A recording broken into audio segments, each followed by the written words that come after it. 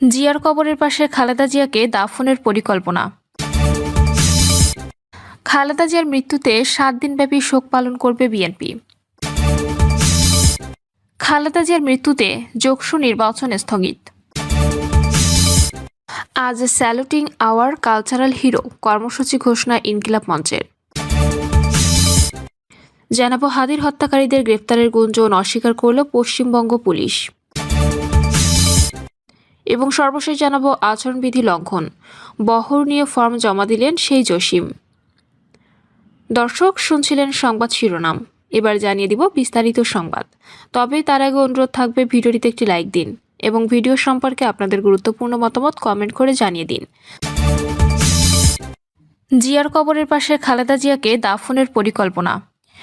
বাংলাদেশের সাবেক প্রধানমন্ত্রী ও বিএনপি চেয়ারপারসন খালেদা জিয়া মারা গেছেন। ইন্না লিল্লাহি ওয়া ইন্না ইলাইহি রাজিউন। মঙ্গলবার অর্থাৎ 30 ডিসেম্বর